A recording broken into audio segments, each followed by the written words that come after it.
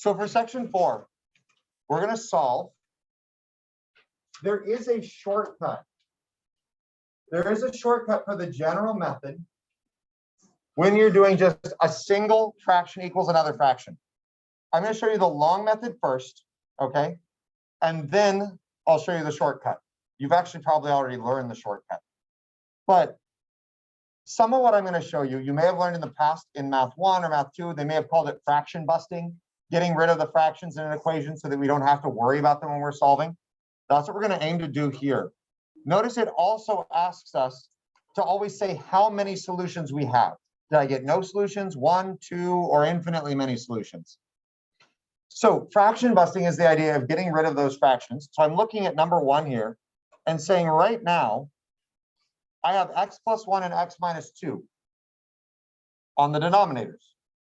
Well, I have an equation, which means I can multiply both sides by whatever I want, as long as it's the same on both sides. As long as I multiply both sides by the same thing, I don't mess up my equation. So let's choose to multiply both of these by the least common denominator. If I'm looking at this and saying, okay, I have an x plus 1 on the first one and an x minus 2 on the second one, those are two blocks, right? They're individual factors. They don't factor anymore. My least common denominator here is x plus 1 times x minus 2. So if I multiply both sides of the equation by this, so I multiply this side by x plus 1 times x minus 2, and I multiply this side by x plus 1 times x minus 2, look what happens. On the left-hand side, I have x plus 1 over x plus 1. That simplifies to just 1. And I'm left with 2 times x minus 2. No more fraction. On the right-hand side, I have x minus 2 and x minus 2, top and bottom. That reduces to 1. I'm left with 3 times x plus 1. Now, for that shortcut that was promised.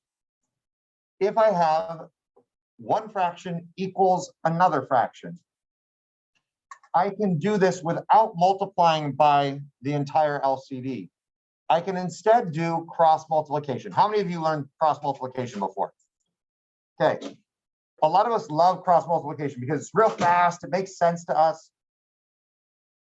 Please promise me that you will not use cross multiplication unless it is a fraction equals a fraction. Some years, I have people using cross multiplication. Once I show it to you, you use it for everything. Oh, we're adding fractions, cross multiply. We're multiplying, cross multiply. Please don't. Cross multiplication is only for one fraction equals another fraction. That's the only time it works. Does that make sense to everybody? So right here, if you think back, some of you that have learned cross multiplication before, I'm going to erase my work real fast. You don't have to on yours, but let me show you the shortcut for cross multiplication. If I have a fraction equals a fraction, the only time this works, I can do 2 times x minus 2, right? That's what I got right here, equals 3 times x plus 1, what I got over here. There we go. Does that make sense to everybody? The only reason cross multiplication works is because I can multiply both sides by the least common denominator, and those fractions will simplify. Cross multiplication is just a way of doing that without showing all your work. Does that make sense to everybody? So now let's go ahead and solve this. 2 times x is 2x. 2 times negative 2 is negative 4. 3 times x is 3x. 3 times 1 is 3. And this is a multi-step equation, right? Let's go ahead and get the x's together on one side. So I'm going to move the smaller x, right? We got 2 x's, 3 x's. I'm going to subtract 2x from both sides. 3x minus 2x is 1x. And I can do the same thing with the 3. I'm going to move the 3 to the other side so that I can solve for x. Subtract 3, subtract 3. Negative 4 minus 3 is going to be negative 7. Don't lose track of your equal sign. My final equation is x equals -7. That's my answer. And I can plug it in and check. 2 over 7 plus 1 should equal 3 over 7 minus 2. -7, -7. Sorry about that. -7. -7 plus 1 is -6. So right here, I've got 2 over -6 is supposed to equal 3 over -9. Do both of those reduce down to -1/3? Right? So we're good. My answer worked. Number 2 looks all kinds of strange, but they just want you to plug in x for f of x. So here, I'm going to rewrite this. 3 times f of x, which is just x. So 3 times x over x squared minus 9 is equal to 4 over f of x, which is just x. Do I have one fraction equals another fraction? We're good. We can use cross multiplication. X times 3x would be 3x squared is equal to, this one's a little tricky, everybody. 4 times x squared minus 9. That 4 is multiplied by the whole thing, x squared minus 9. Put that x squared minus 9 in parentheses to remind yourself that that 4 is multiplying the whole thing. Now, let's do the distributive property here. 4 times x squared, 4x squared, 4 times -9, -36 equals 3x squared on the other side. Now, there's actually 2 ways to solve this. But first, I really should get my x squareds together. So I'm going to move the smaller one, subtract the 3x squared from both sides. If I do that, minus 3x squared here, minus 3x squared here. Is everybody good with that being 0 equals 1x squared minus 36? Is everybody okay making it to that point? Now, there's 2 ways to solve this. Somebody, just random volunteer, anybody that wants to try it, how would you solve this? You could. I would move the 36 because you.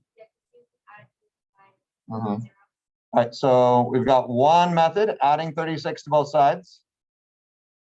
36 equals x squared. How do I finish this? Take the square root of both sides. Now, I end up with 6 equals x. Something's missing there. There we go. Don't forget that when I take the square root of both sides, let's get a different color here to show that step. Square root, that's a plus or minus on the other side.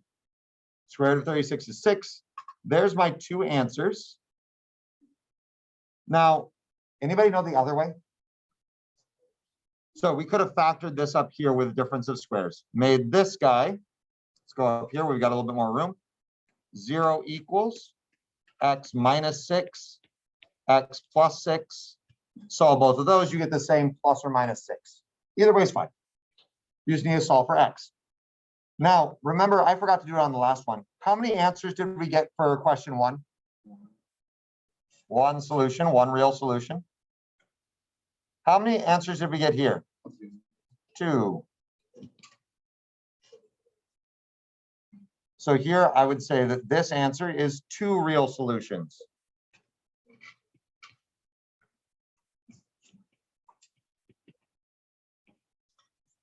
Does that make sense? As far as just counting the number of answers we got. Now, to be clear, what if I had gotten fraction answers? Are fractions still real numbers? You have no idea how many people on the test get 3 over 2 and 5 over 7, and they tell me, nope, no answers. You got it. You did all the work. You've got the answers right there. Those are perfectly valid answers. Does that make sense to everybody? So count up how many answers you get. Let's look at number 3 now. Real fast, cross multiply 2 times 12x plus 3 if my computer's going to cooperate. There we go. Is equal to, don't forget your equal sign, 6 times 4x plus 1.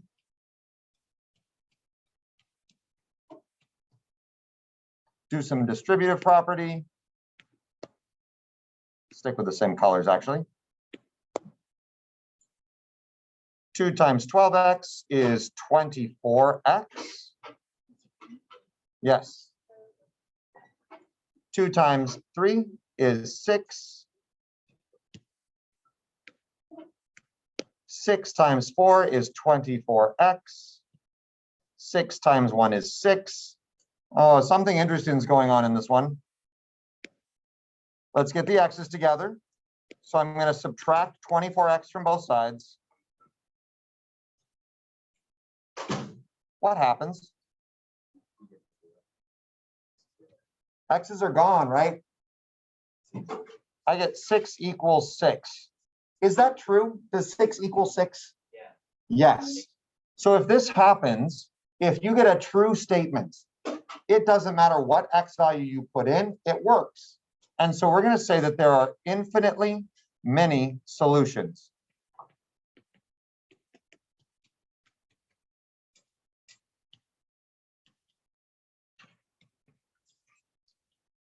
If you would like to abbreviate that as IMS, you're welcome to, so long as you remember what it means. If you write it down and I ask you, hey, what's IMS? If you can't tell me, that's a problem. Does that make sense? So practice it, write it all the way out if you need to. But once you figure out, oh yeah, infinitely many solutions, you can abbreviate it. All right, number 4. Number 4, same idea, fraction equals fraction. We can do cross multiplication. 2 times x squared minus 4.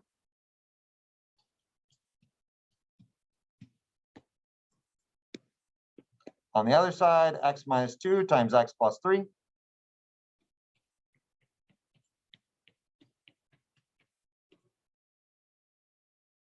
Do the distributive property, multiply it back out. X times x, x squared. X times 3 is 3x. Negative 2 times x, negative 2x. Negative 2 times 3 is negative 6. On the other side, it's a little faster. We just have 2 times x squared is 2x squared. 2 times negative 4 is negative 8. Everybody good with the cross multiplication and the distributive property? Okay, seeing head nods. So now I have x squareds and x's. When that happens, I need to get everything on one side, get it all together. So let's go. And again, I would put everything on the side with more x squareds. So that means I'm going to move all this stuff over. Maybe combine these first. 3x minus 2x would be 1x. But now let's subtract x squared. Subtract 1x, which doesn't have anything to combine with, but that's okay. Add 6. We're left with 2 minus 1 is 1x squared minus 1x. Negative 8 plus 6 is going to be negative 2. What's missing right now? I need 0, and there's one other thing. I need the equal sign. You may have said that the first time, and I may have just not heard you. Does that make sense to everybody? Don't you lose your equal sign, or else you can't solve. We need it to be equal to something, and this is what we want. It's equal to 0. We can factor and solve, just like we've been doing for the last month. Does that make sense? This should factor just like what we're used to. X squared minus 1x minus 2. Any ideas?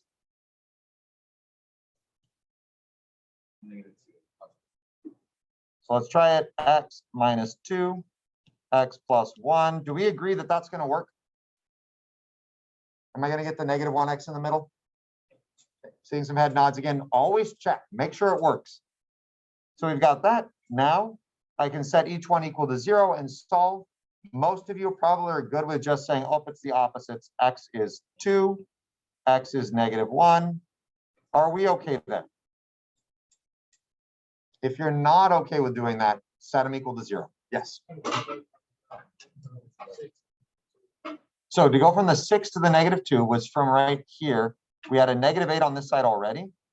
And we did -8 plus 6, got us that -2 right there. Yep. So this one is 2 real solutions.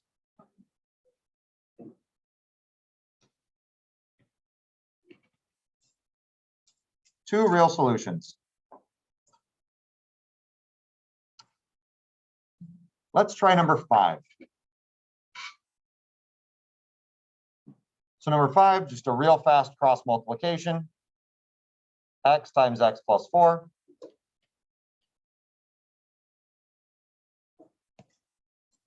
And then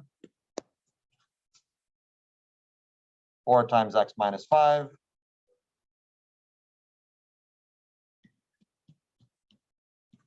Multiply it all out. 4 times x is 4x. 4 times -5 is -20.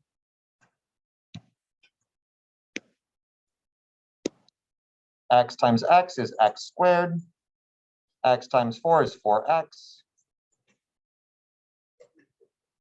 So now I have x's and x squareds. Get it all on the same side. So minus 4x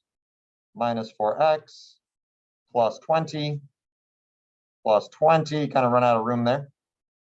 Get x squared.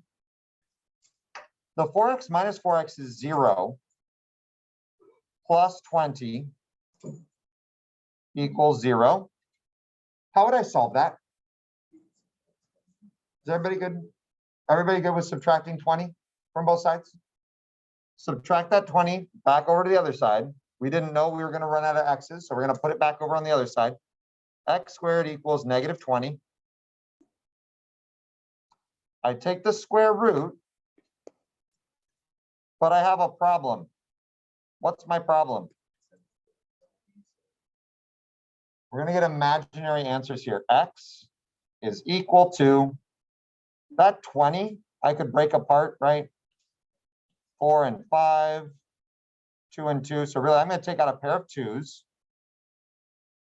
The negative becomes an I, and I still have the square root of 5. It's been a couple weeks since we did something like that. So now careful with saying how many answers we get, right? It would be plus or minus. Thank you for that. And I'll count that as extra credit because I should have written that down at the beginning. So x is equal to plus or minus 2i root 5. But notice the wording. The wording said real solutions.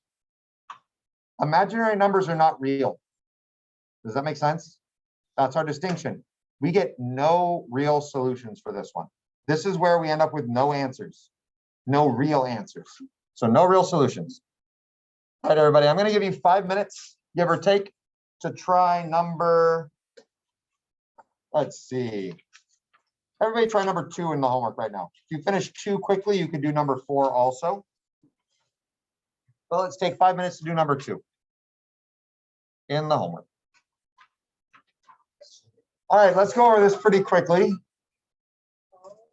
So we did number 2. Let's get some help and let's do this as quickly as we can. So for number 2, what is our first step? Let's get somebody that's here. Megan, what's the very first thing we're doing on number 2? Cross multiply. So I'm going to do the top of the first one times the bottom of the second one. So x times x minus 1. Make this a little bigger. X times x minus 1 is equal to. And Adrian, what's on the other side?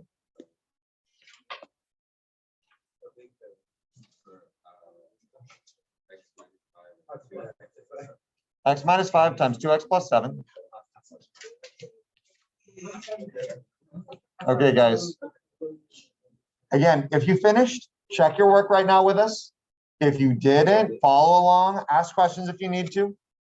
Now we're going to do the distributive property. Let's start with the blue side here. X times x minus 1 Get somebody that is here today. So Sienna, when I multiply this out, what do I get on the blue side when I do the distributive property?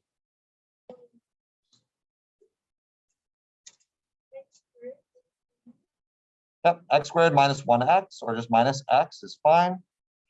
And then how about the red side? Kalia, what did we get on the other side?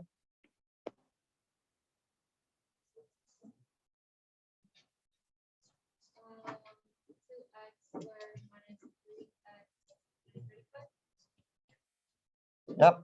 And again, that negative 3x comes from having a negative 10x and a positive 7x. Does that make sense to everybody? Those would combine to be negative 3x. I have x squareds and x's, put them all together. I have x squareds and x's, put them all together. So I'm going to subtract x squared from both sides, add x to both sides. We end up with 0 equals x squared minus 2x minus 35.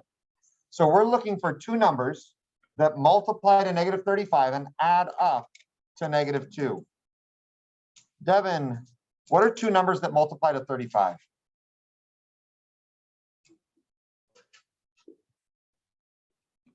Five and 7. Let's try it. X and 5. X and 7. We're so close, but I need to make sure I get the right signs. Yasmin, what do you think? Pluses, minuses, what goes where here? How is this going to work?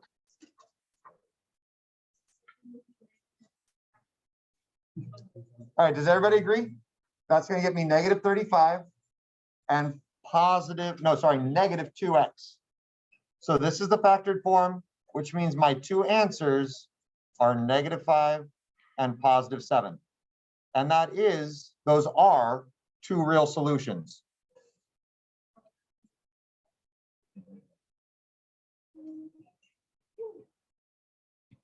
All right, let's go back to the notes now.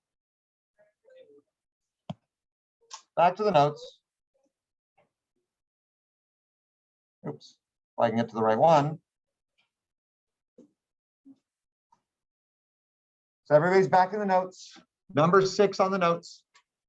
Now, we're going to kick it up a notch. We have 3 fractions.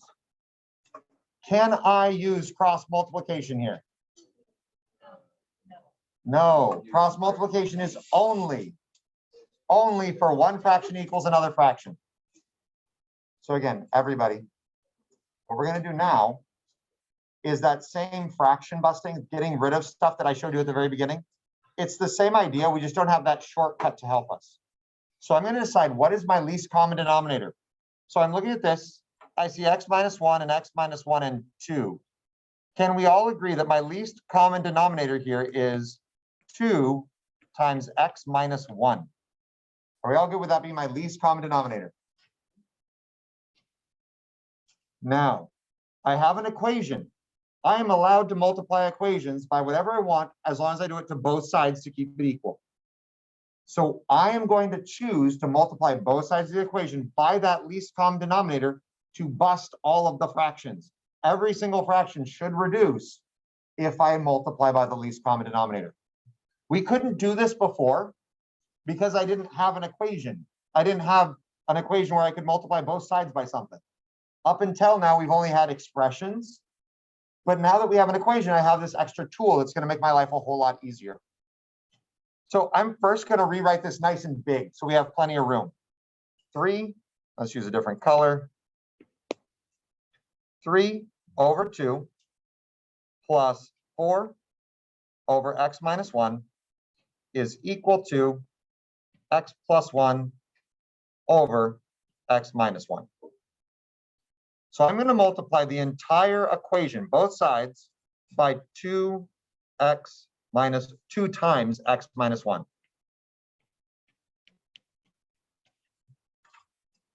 Actually, let's do it this way. Up here, 2 times x minus 1, and over here, entire side, 2 times x minus 1. Now, this is actually going to work out kind of like the end of section 3 that we just saw.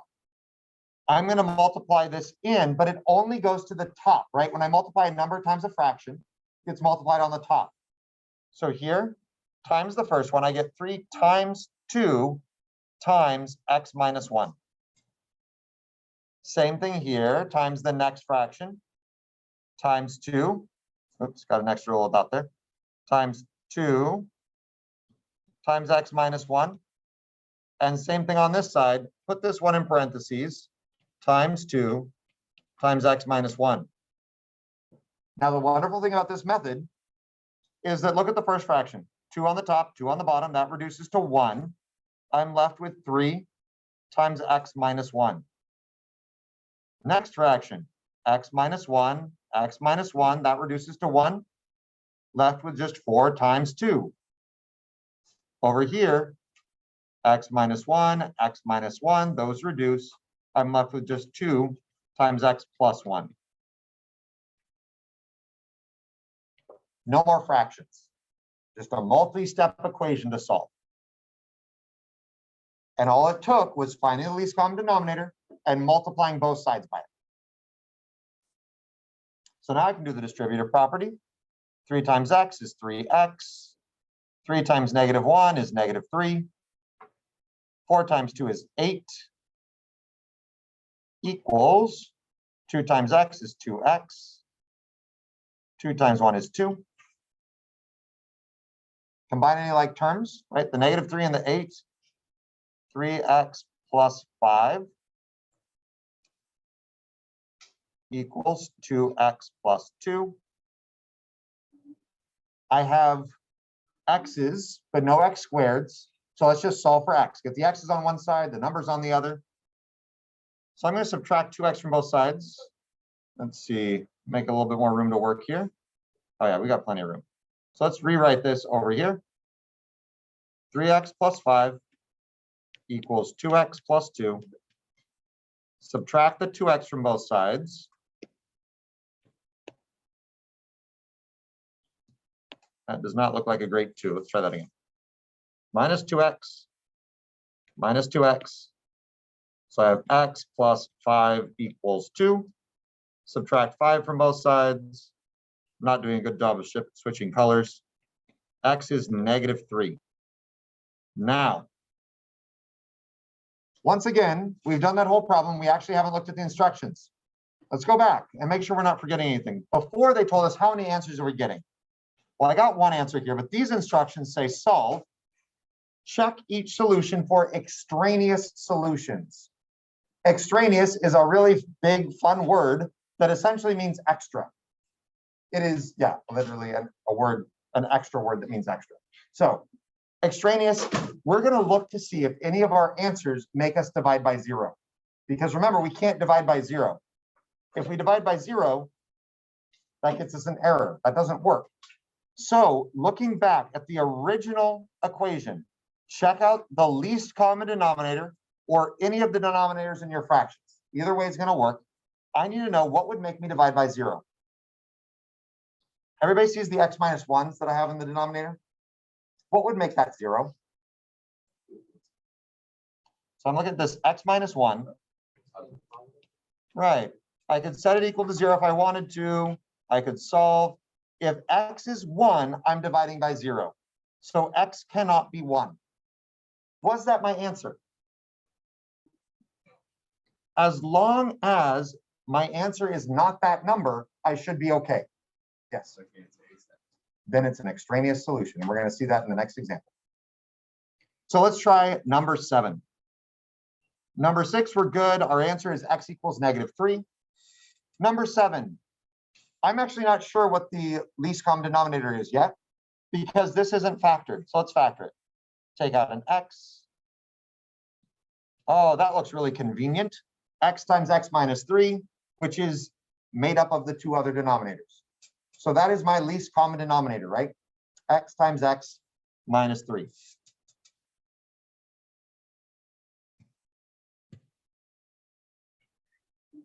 So my least common denominator is x times x minus 3.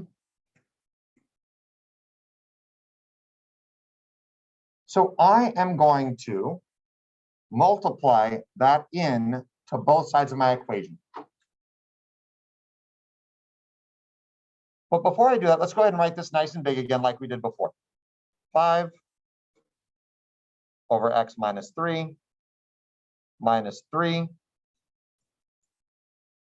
over x equals 15 over x times x minus 3.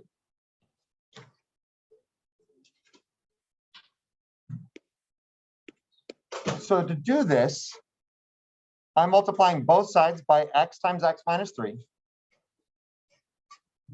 If I write it up here, we can kind of see multiply this side by x times x minus 3. Multiply this side by x times x minus 3. And again, what ends up happening is that gets distributed in to each of my fractions. So 5 times x minus 3, 3 times x minus 3, 15 times x minus 3. And if we did this right, all of our denominators reduce. Everything that's in the denominator is going to reduce with something in the numerator. Are we all doing okay so far? So let's see, x minus 3 over x minus 3, that reduces to 1, leaving me with just 5x. The next one looks like I have an x and an x on the top and the bottom. So that's going to reduce to 1. I'm left with minus 3 times x minus 3. Okay.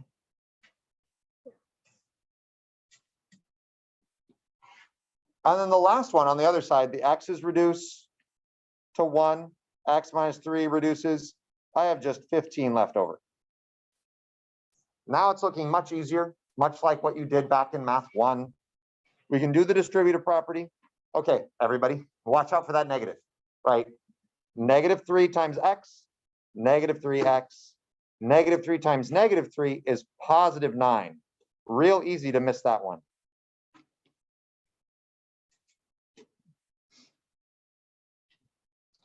I can combine the x's. 5x minus 3x is going to be 2x. So 2x. Hey, welcome. Thank you.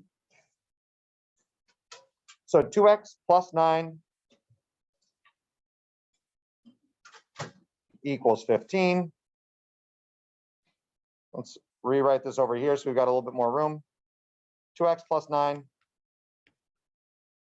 equals 15. Subtract 9. 2x. 15 minus 9 is 6. Divide by 2. X is equal to 3. Great. Except I still didn't check for dividing by 0. Let's go back again. You guys, you could do this at the beginning instead, or at the end. You just have to make sure it happens. You need to check for what would make us divide by 0. So if I go back here, my least common denominator, x times x minus 3. X times x minus 3. What would make this x equal to 0? So this one would just be 0, right? If I plug 0 in, it's going to be 0, so I can't put 0 in. But what about this one? 3. That's a problem. That means the one answer that I found right here, x equals 3, actually doesn't work. It's an extraneous solution. I found it. I did all my algebra right, and I got an answer, but it doesn't work. If I checked that, if I plugged it back in here, I'd get 5 over 0 minus 3 over 3, so minus 1. 5 over 0 minus 1 is supposed to equal 15 over 0.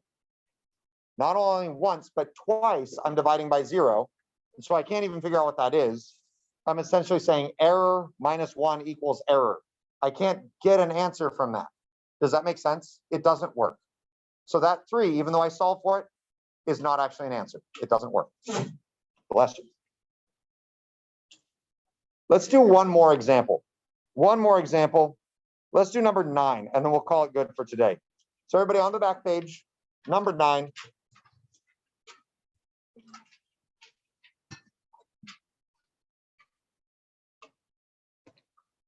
I need to find my common denominator before I do anything else. So that means taking this guy, x squared minus 8x plus 12, and factoring it. Looks like x, 8, maybe 6 and 2. x minus 6, x minus 2. Does that work? Multiplies to positive 12, adds up to negative 8. And again, real convenient because that's the two factors of my other fractions. That'll often happen, so you're not dealing with a giant least common denominator. So let's multiply this out now. I'm just going to multiply all three of my fractions by that x minus 6 and x minus 2. Some of you are going to start being able to do this without writing out every step. So that one gets multiplied by it. This one gets multiplied by it. And this one gets multiplied by it. And if we did it right, every time the denominator is going to cancel out. So x minus 6 and x minus 6 reduces to 1. I'm left with just 1 times x minus 2. The next one, x minus 2 is reduced to 1. I'm left with x times x minus 6. And over here, x minus 6 is reduced, x minus 2 is reduced. I'm left with just a 4. So again, makes the equation look so much nicer, so much easier to deal with. I'm left with x minus 2, right? 1 times x, 1 times negative 2. X times x is x squared. X times negative 6 is negative 6x equals 4. Get everything together. So I'm going to subtract a 4. I can put that negative 6x and the positive x together. Combining all these like terms, I get x squared minus 5x minus 6 is equal to 0. Does that factor? If it doesn't, I've got to use the quadratic formula. So let's hope it factors. We will be having to practice the quadratic formula a little bit, but I think this factors. What are the two ways to multiply to make 6? 6 and 1 and 3 and 2. Both of them make 5, depending on how you combine them. So we need to be careful here. Which way should I do this? What numbers am I using?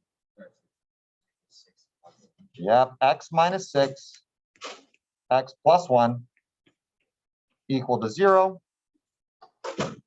So my x value is 6 or negative 1. But I, once again, didn't check for my excluded values. Let's go back here. My denominator was x minus 6 and x minus 2. So what are the two things that x cannot be? 6 and 2, because that would make me divide by 0. Is one of those one of my answers? So which of these answers doesn't work? The 6 is no good. My actual answer is just negative 1. So when you're solving these, sometimes you'll get two answers, they'll both be fine. Other times you'll get one answer, it's fine. Other times you get two answers and one of them will work and one won't, like this one. Other times, maybe none of your answers work. You have to check and compare your answers with the excluded values. Essentially, an answer that is also an excluded value is an extraneous solution. Okay, the homework, we're doing 2 through 18 even. On Friday, we'll be providing everything goes right, new seating charts, check the tests. I'm sorry we didn't have time to do that today. Go over the tests from last time. And then a quiz, but it's group quiz, use each other, help each other out, use notes. It'll be a way of reviewing and practicing for Friday. So guys, use the rest of class. Use the rest of class to get as much work done as you can on this homework, okay? On Friday, last thing, I'm collecting homework, sections 1, 2, and 3 on Friday. Sections 1, 2, and 3, I'm collecting on Friday.